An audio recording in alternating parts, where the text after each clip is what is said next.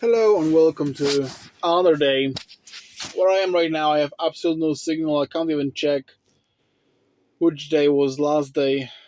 Probably around 81, 82. I'll check later and I will put in the correct title.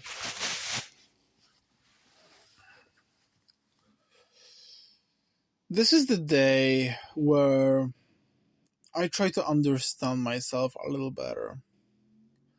And I'm not very good at understanding myself. I'm not good at all. My problem is that I relapsed completely. For the past week or so, almost no gym, almost no learning.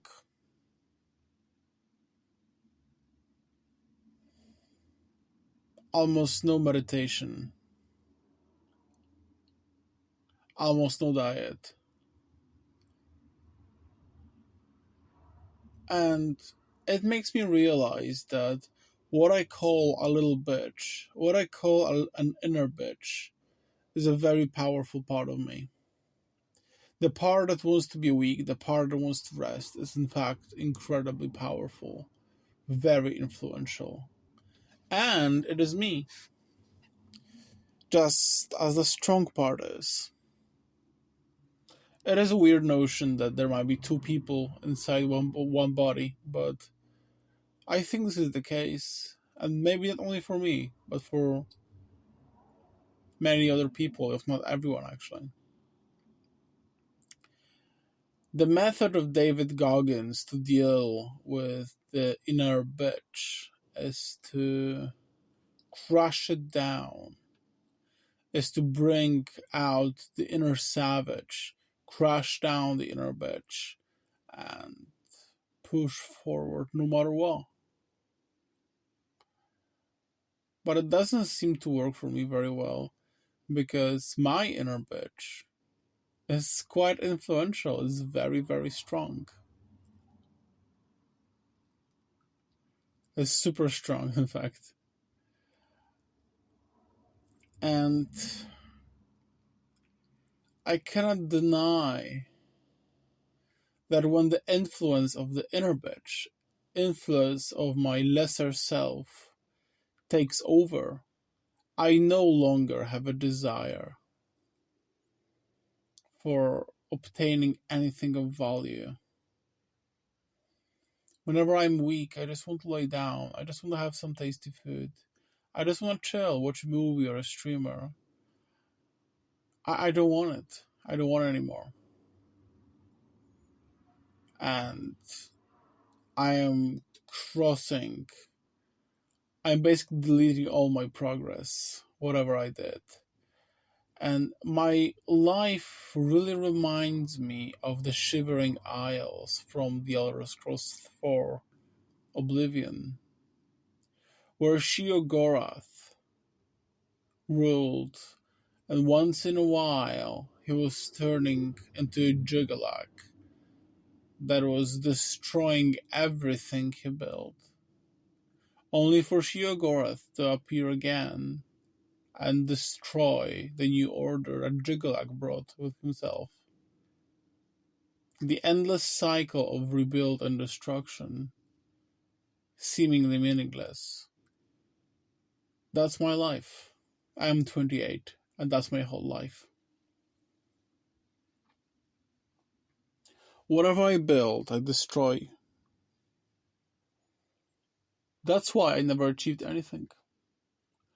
Because whenever the one part of me goes, strives towards the beautiful and wonderful and great and meaningful,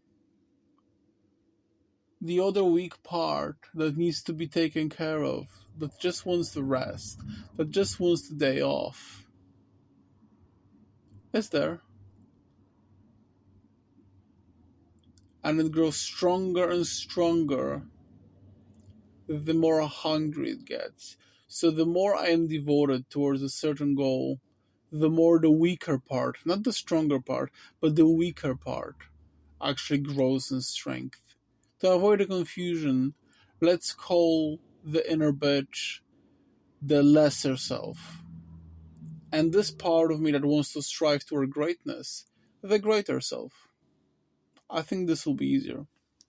So the lesser self, the more I would starve it down, so that it will need a break, so that it will need a day off. The more it will actually need it.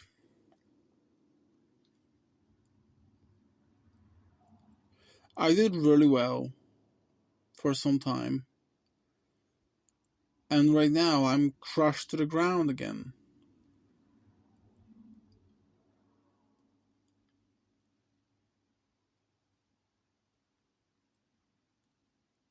So I see two solutions from this situation.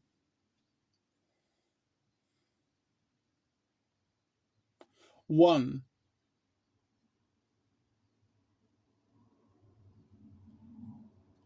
is a complete denial of the lesser self, absolute destruction on every single step there is, fighting against it.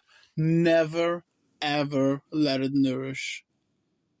It means constant suffering. It means constant wrestle. It means that I will always have to face it.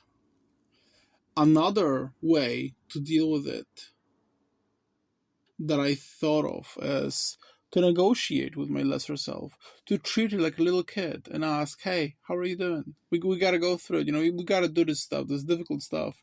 It'll be good for us in the long run. Yeah, you'll get a cookie after. Yeah, you will.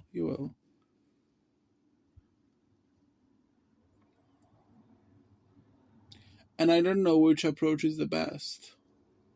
What I do know is that it does seem like the first approach worked for a few people. It filled their life with pain and suffering, but it worked for them.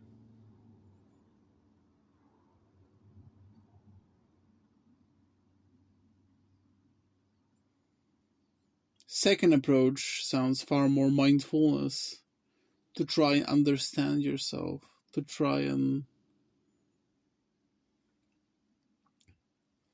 speak to those needs of the lesser self, to try to be kind and gentle.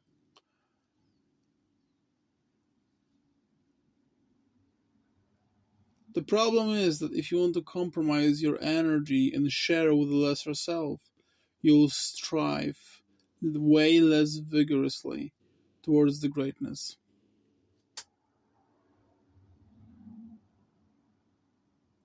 And I do not know what to do about it all.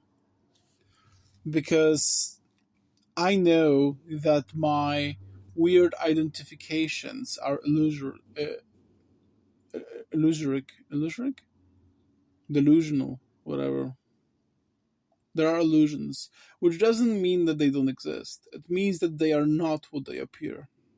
Just a gentle reminder that this is what illusion is.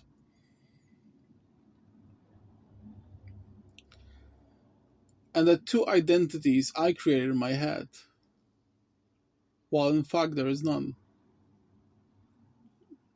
No matter, I still act as if those identities are real. So I might tell myself all day long that I am no one at all, that I'm free, immortal spirit, blah blah blah. I don't believe this shit because I don't act like it. I act like as if there's two of me. That's how I act. That's how most of us act. Nobody speaks about it, but all of us act like that, as if there is a one governing self and one other self that needs to rest. I guess I don't know.